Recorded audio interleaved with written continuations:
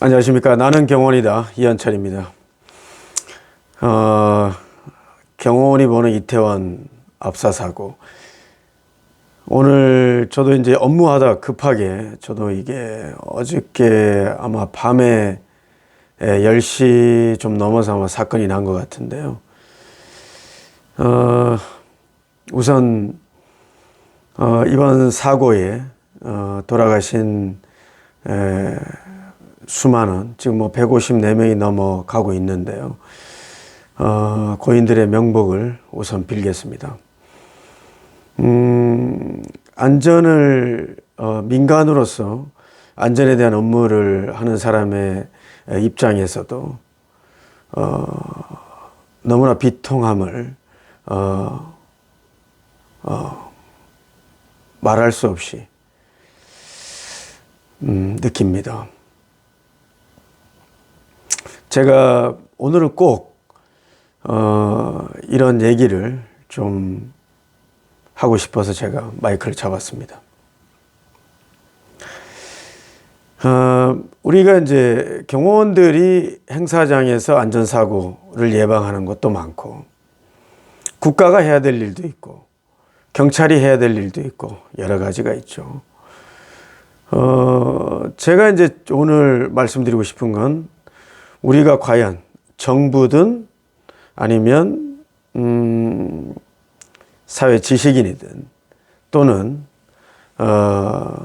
일반인이든 이러한 압사 사고에 대한 인식이 과연 어느 만큼 있었느냐.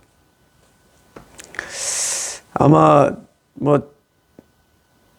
거의 없었던 것 같습니다. 이제 저희들 같은 경우는 행사장에서의 여러 가지 압사 사고나 이런 걸 방지하기 위해서 엄청나게 긴장을 하거든요. 그리고 미리미리 플랜을 짜고, 그런데도 사고가 납니다. 그렇게 잘 짜여진 행사장에서도 사고가 나는데, 코로나 이후에 마스크 해제 후 또 지금까지 억눌려 있었던 학교도 안 갔잖아요. 거의 2년 가까이. 근데 이런 젊은 친구들의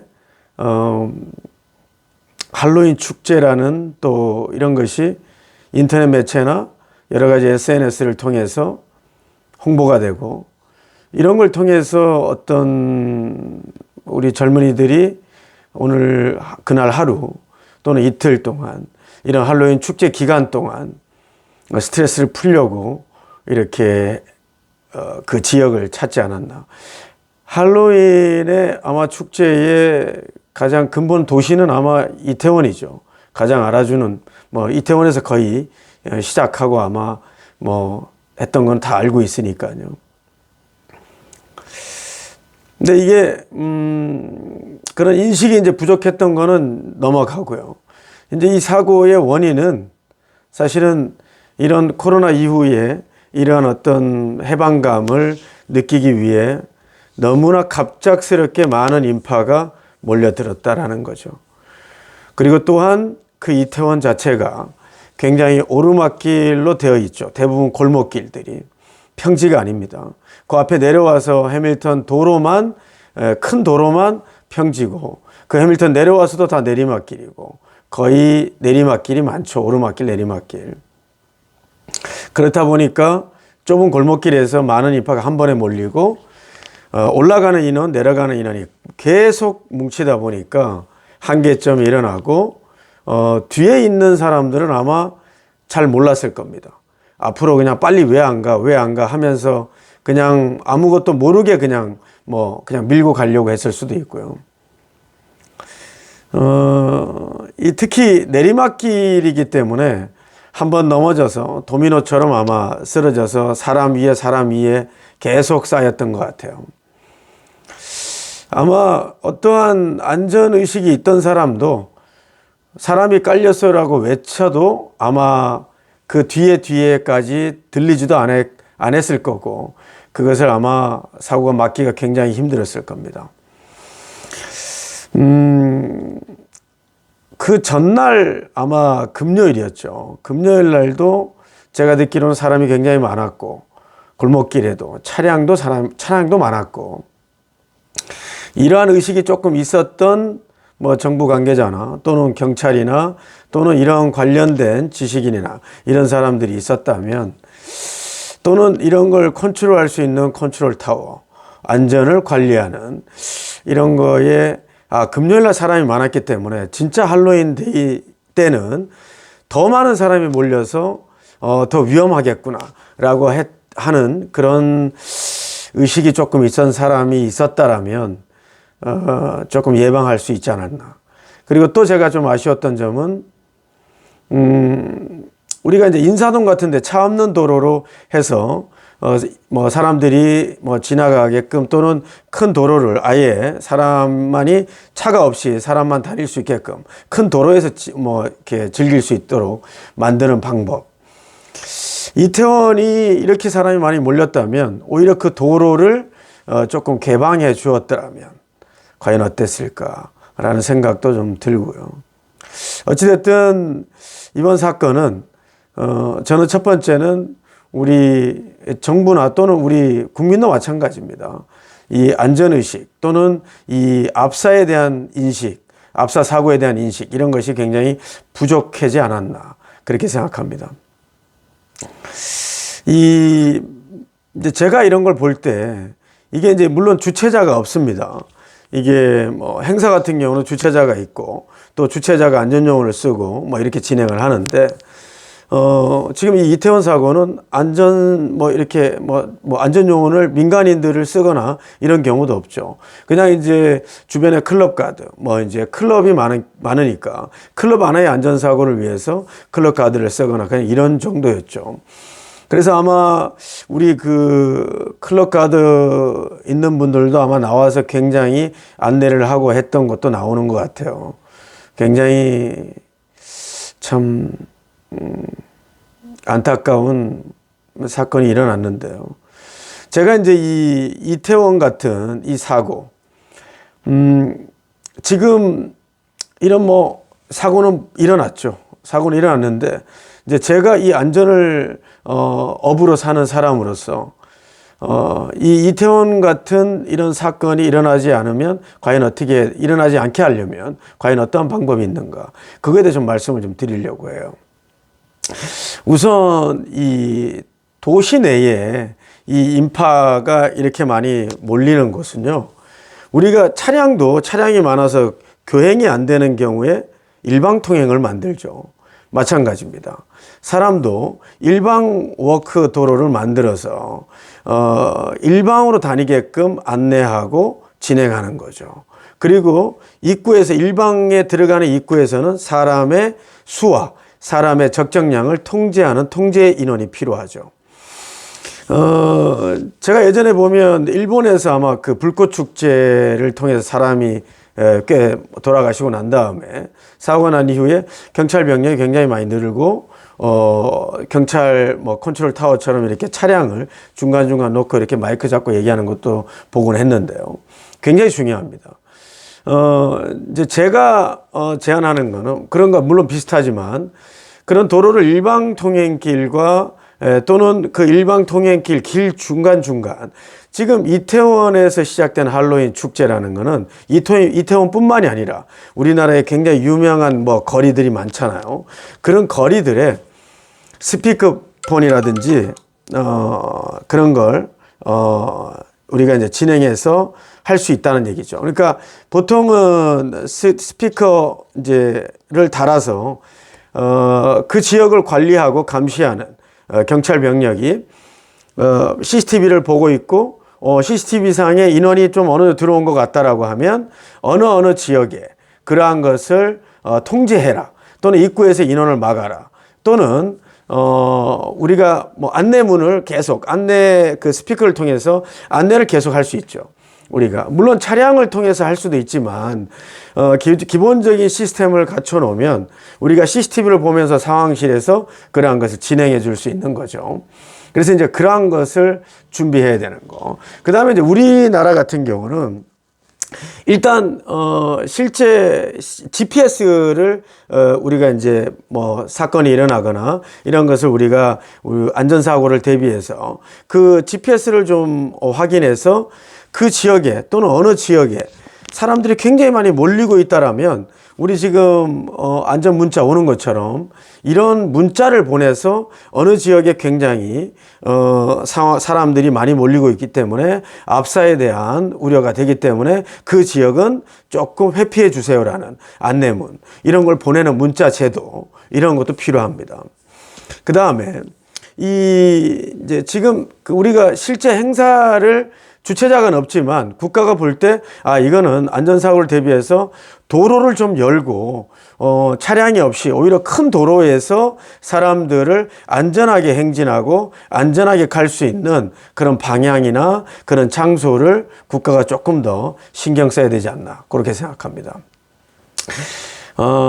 실제 우리가 이제 행사장을 할 때요, 이제 저 같은 경우는 행사를 시작하기 전에 제가 직접 마이크를 잡든지 아니면 뭐 사회자가 잡든지 아니면 그 공연을 하는 공연자, 그러니까 뭐 실제 뭐 이제 공연을 하는 유명인이라든지 이런 사람이 사실은 이런 안전 방송이라든지 안전에 대한 안내 방송을 하는 게 굉장히 효과적입니다.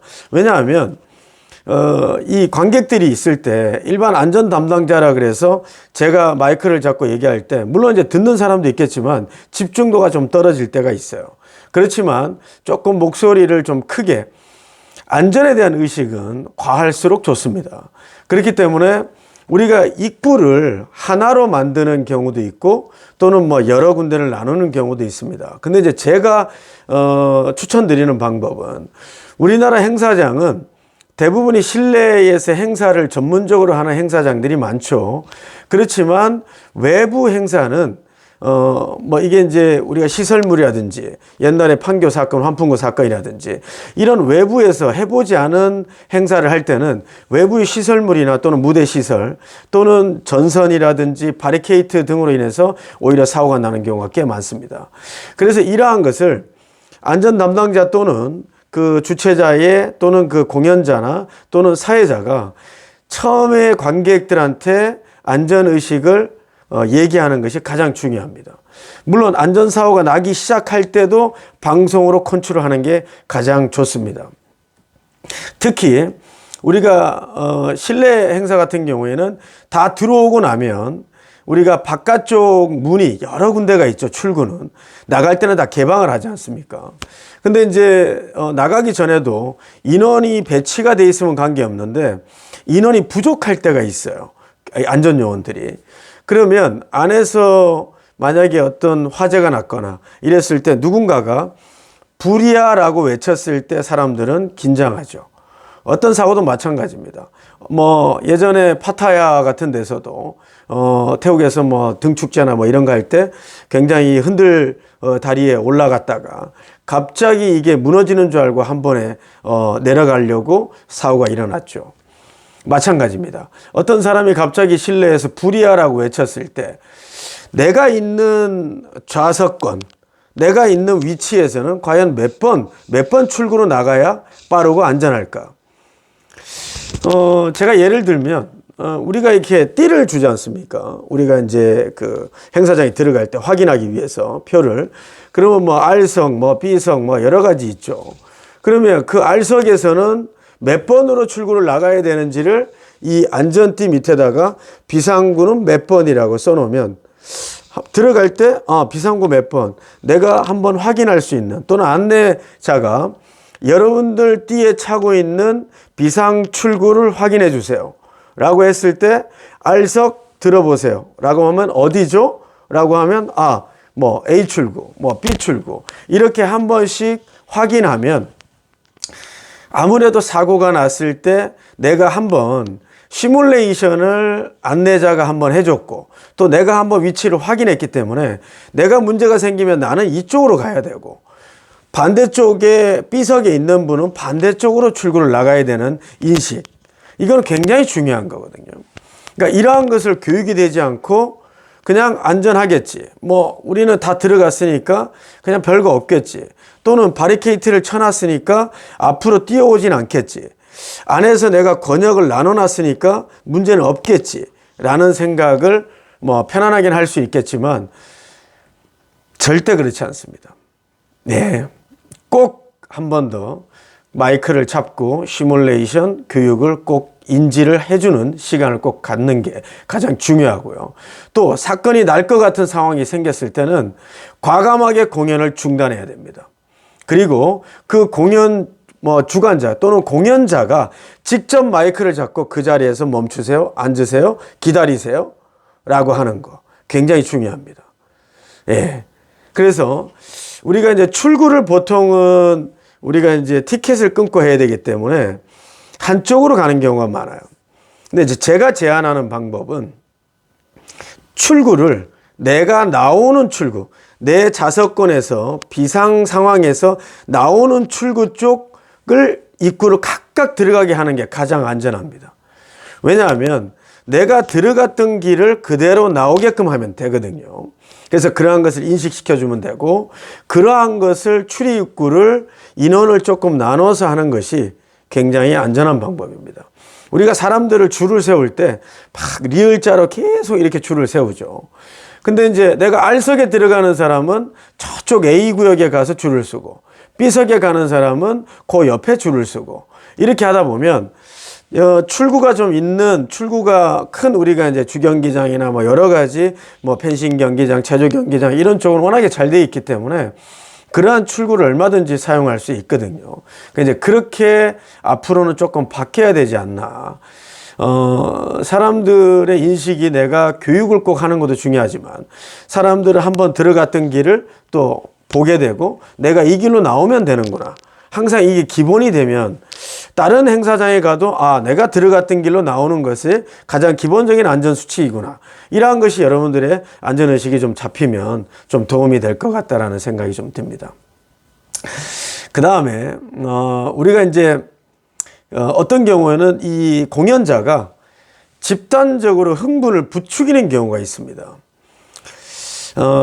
물론 이제 기분이 좋거나 또는 관객들의 호응을 받기 위해서 하는 경우도 있지만, 이러한 것은 사전에 우리가 안전 이런 회의를 통해서라도 공연자가 마지막 앵콜송을 진행할 때 정말 우리 미칩시다, 완전히 미쳐, 이렇게 톱스타들이나 또는 아주 유명인이 이러한 것을 한번 외칠 때 관객들은 정말 미칠 수 있습니다.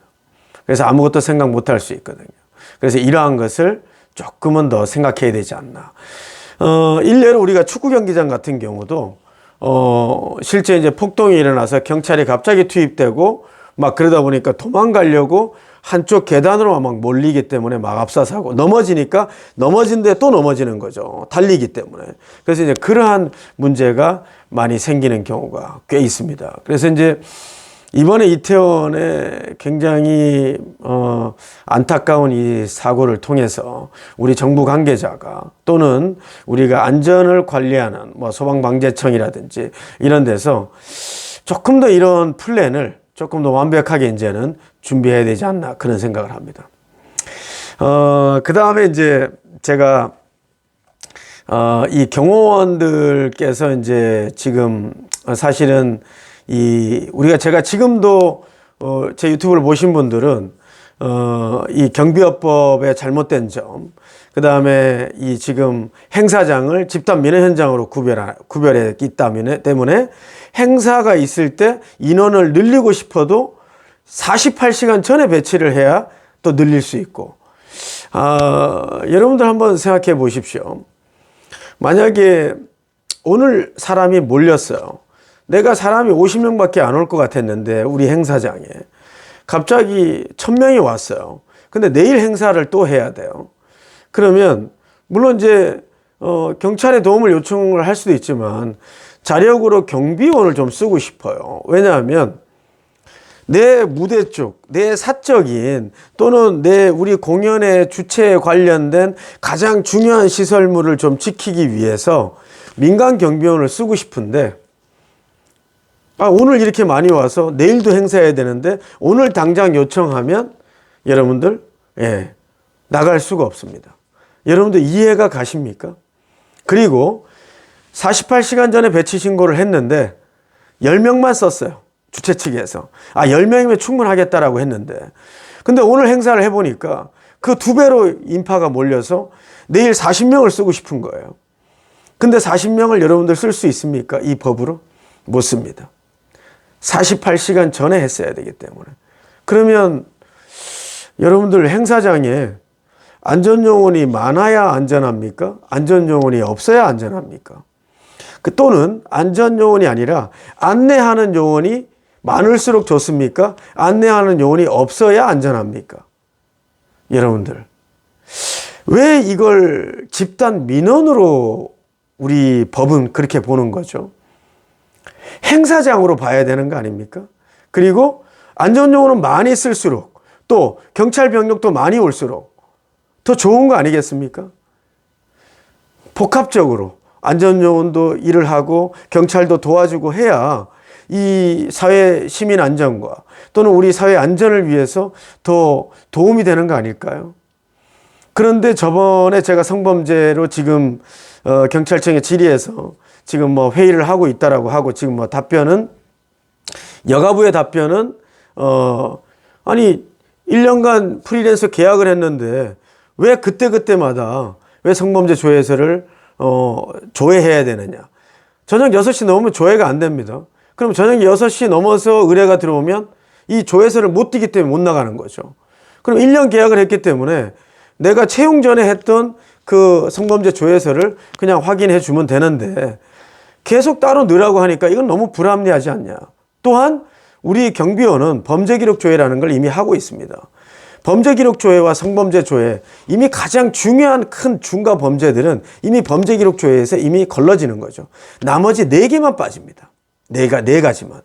그러면 차라리 범죄기록 조회에 이 4가지를 넣게 되면 또 다른 이 행정의 불편한 사항, 귀찮은 게 없어지고 빨리빨리 경호원들이 투입할 수 있는 상황 아니겠습니까?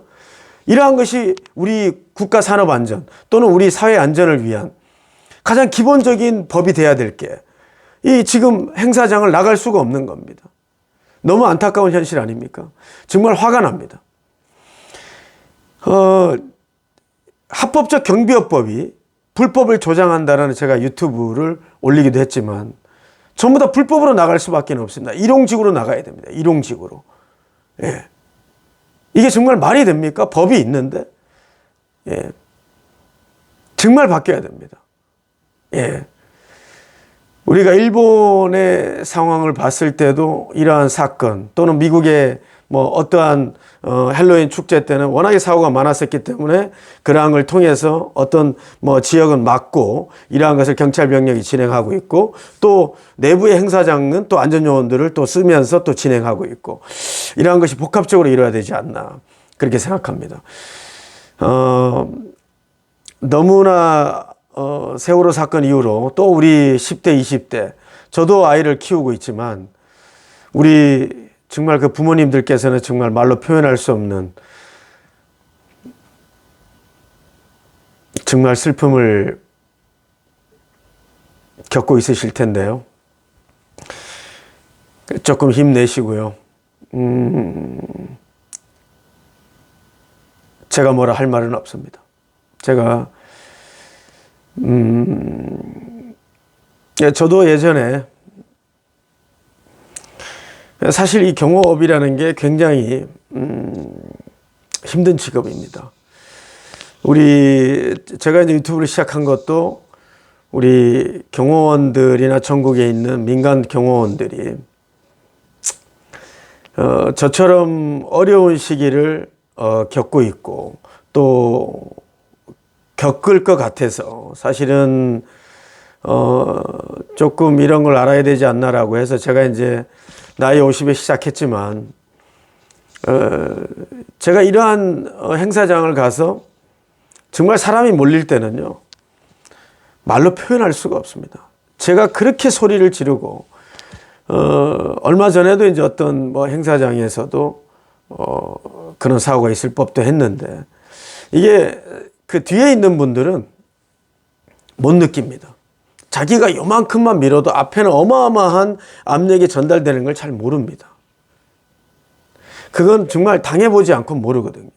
근데 이것을 앞에서 지켜보고 있는 사람은 정말 피를 말립니다. 그러면 저희가 중지하세요. 또는 뭐 멈추세요. 또는 밀지 마세요. 앞에 한 사람을 제가 만약에 뚫리게 되면요. 두 번째, 세 번째부터 그냥 쏟아집니다. 그러면 이 앞에 있는 한 사람을 막기 위해서 우리는 전력을 다합니다. 지금 정말 안타까운 현실을 하나 말씀드리면, 우리가 행사장에서 우리 지금 경호업체 대표들이나 경호원들이 소송을 당하는 경우도 꽤 많습니다. 지금도 당했고요. 그 소송을 당한 내용이 뭐냐면, 앞에서 밀려고 할 때 우리가 막을 때 우리가 세게 막죠. 당연히.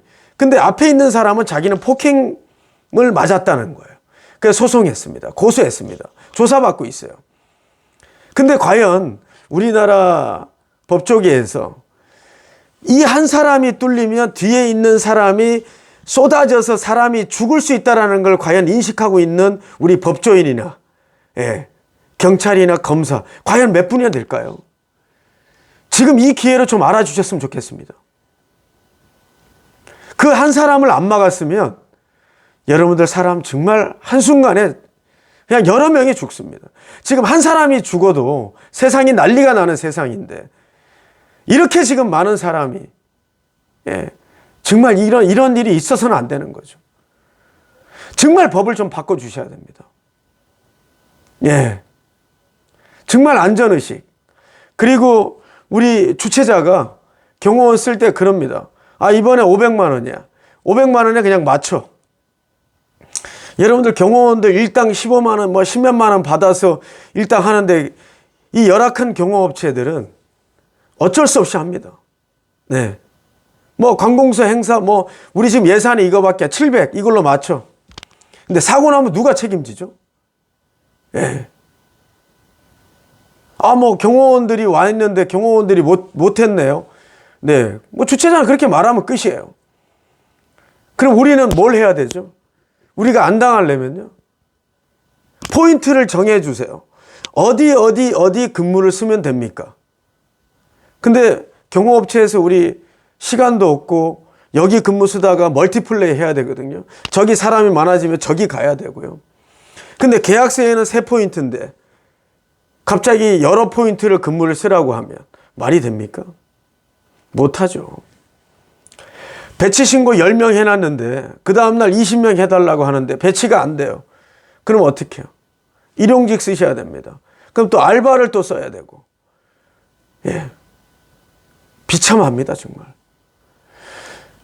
이게 저희가 정말 어떻게 보면 이 직업에 대한 사명감으로 일을 하는데요. 제가 지금 이제 경찰청에 하고 싶은 얘기를 지금은 전화를 안 합니다. 왜냐하면 이 경찰청도 물론 생활안전계가 굉장히 바쁩니다. 여러 가지 민원도 많고 사건도 많죠. 그런데 저희처럼 이 신변보호를 주로 하는 이 경호업체 또는 소규모의 행사를 단타 행사, 단기간 행사를 하는 저희들 같은 열악한 경호업체들은요, 영업을 해서 어떤 일을 저희가 수주를 받아야 되지 않습니까? 근데 이 수주를 받는데 하루 전에 수주가 오면 일을 못 하는 거예요. 돈을 못 버는 거죠. 제가 합법적으로 허가 받았는데 배치를 못 해요. 이 법 때문에. 여러분들 이해 가십니까? 그럼 제가 불법으로 일용직을 들어가야 됩니다. 일용직을. 경호업체를 그냥 버리고. 이게 이해가 갑니까? 말이 안 되는 거죠. 제가 지금 말씀드린 것도 지금 여러 가지 우리 사회 안전사고, 지금 우리가 스토커 또는 관련된 법도 지금 개정이 되고, 스토킹으로 인한 사건도 지금 많이 일어나고, 제가 스토킹에 관련된 얘기도 많이 했지만, 지금 이 안전사고에 대한 관련 법률, 우리 민간 경비원들의 이 경찰을 준경찰력처럼 효율성 있게 안전을 준비하는 이 어떤 체계가 사실은 사회 안전의 가장 어떻게 보면 밑바닥으로 볼 수 있거든요. 그리고 그거에 대한 컨트롤 타워를 할 수 있는 우리가 뭐 경찰청의 생활안전계라든지 또는 경찰청의 뭐 여러 가지 경비팀이라든지 또는 경비과라든지 또는 소방방재청이라든지 이런 곳에서 이러한 컨트롤 타워 역할을 해서 우리가 신속하게 사람의 안전이 걸렸는데 어떤 행정적 절차가 필요합니까? 안 그렇습니까? 예. 여러분들 생각해 보십시오. 여러분들 만약에 잠실 실내체육관에서 행사를 한다. 그러면 경호업체에서 1년에 10번 하는 사람이 그 잠실 실내체육관을 잘 알겠습니까? 아니면 잠실 실내체육관에 근무를 매일 365일 일을 하는 사람이 제일 잘 알겠습니까? 누구를 같이 이 안전의 교육을 같이 해야 되는 거죠? 예. 그 전문가, 그 사람들, 그 현장, 어디에 있는 현장, 그 현장에 해봤던 사람들, 이 사람들의 말을 들어야 되는 거 아닙니까? 많은 경험을 해봤던, 예. 제가, 조금, 화가 나서 제가 큰 목소리로 좀 얘기를 했는데요. 뭐 이해해 주시고요. 제가 다시 한번 말씀드립니다. 우리 국회의원 분들, 여야를 막론하고요.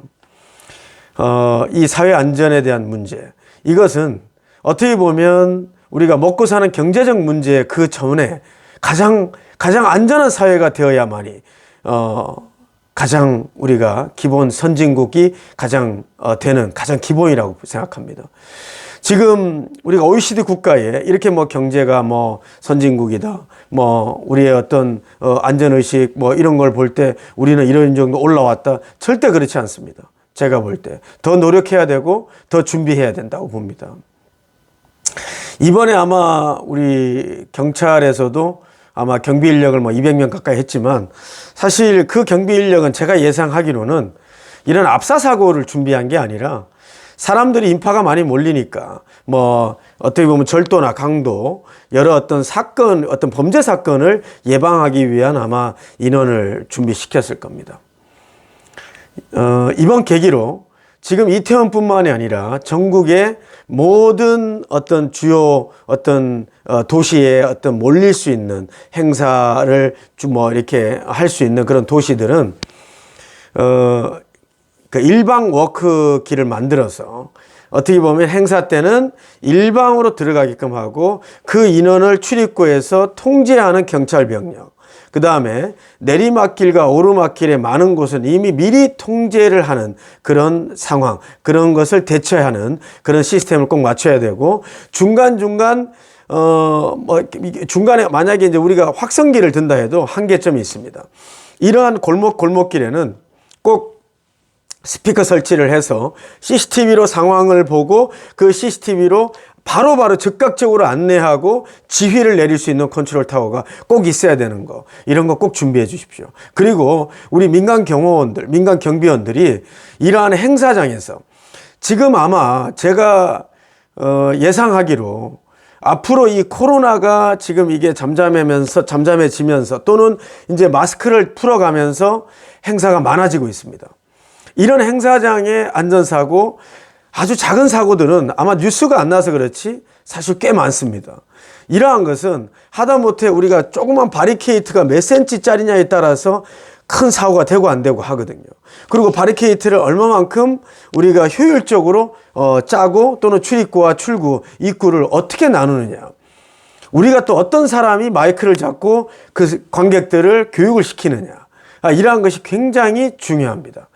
제가 이 야외 행사에 대한 뭐 이런 스트레스, 그 다음에 제가 예전에 이런 행사를 하면서 이 긴장성 두통이라든지 또는 너무 긴장하고 걱정하기 때문에 이 걱정을 통해서 불안감, 그래서 제가 공황장애를 한 3년간 앓게 되고 우울증도 앓게 되고 대인기피까지 오고, 정말 이 경호원들의 스트레스는 말로 표현이 안 됩니다. 지금 아마 우리나라 이 지금 관련된 공무원들도 아마 지금 난리 나셨을 거예요. 이게 과연 누구 한 사람의 책임이겠습니까? 이게 우리 모두의 책임이라고 봅니다. 우리 모두가 이러한 지금 안전사고, 사회 안전사고, 지금 우리가 이제 그 회사 내에서 안전사고를 대비하기 위해서 여러 가지 법률도 만들고 중대재해처벌법이라든지 이런 것도 만들고 앞으로 진행되는 과정이죠. 선진국으로 이어가는 과정입니다. 조금 더 발빠르게 우리 정부가 움직여주고 또는 그 컨트롤 타워를 조금 더 적극적으로 일할 수 있는 아주 유능한 인재를 발굴해서 그 컨트롤 타워를 만들고 준비해야 된다라는 거.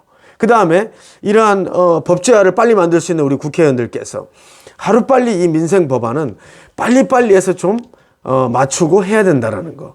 정말 좀 인식해 주셨으면 감사하겠습니다. 그리고 이제 제가 하나 더 말씀드리고 싶은 거는 우리 일반인들, 민간인들께서도 우리가 압사 거리두기. 그러니까 우리가 사람이 많은 인파에서는 내가 가까이 붙어서 가는 것은 이게 정말 위험할 수 있다. 또는 안전요원들도 어느 정도 끊었다가 우리가 차가 막히면 보통 한 번씩 끊었다가 또 보내고 하지 않습니까? 그런 것처럼 우리가 안전하게 흐름을 파악하기 위해서 사람을 통제하고 이 통제하는 게 1차, 1선, 2선, 3선. 1선에서 통제가 안 될 것 같으면 저 멀리 가서 앞에서 막아야 되고 그것보다 더 멀리 것 같으면 더 입구 가서 막아야 된다는 거. 이런 안전의식, 이런 안전에 대한 준비. 이것은 정말 우리가 다 같이 노력해야 된다는 거. 여러분들 꼭 잊지 마시고요. 앞으로 행사장도 많고 여러분들 겨울에도 행사가 또 많고 하기 때문에 행사장을 갈 때 이러한 압사 사고에 대한 많은 인파가 몰릴 때 안전에 대한 의식 여러분들 꼭 인지해 주시고 지금 우리가 모아야 될 제가 볼 때 심정은 지금 이 이태원의 사고를 당한 우리 어떤 고인분들과 그 고인분들의 가족분들에게 힘을 보태는 겁니다. 여러분들 세월호 때도 마찬가지지만 그런 많은 힘을 주셨듯이 우리 국민 모두가 이분들께 힘과 용기와 또는 힘을 보태야만이 이분들의 어떤 트라우마나 이분들의 또 다른 어떤 마음의 상처를 우리가 보듬어 줄 수 있는 그런 계기가 될 것 같습니다. 여러분들 좀 도와주시길 바랍니다. 네, 감사합니다.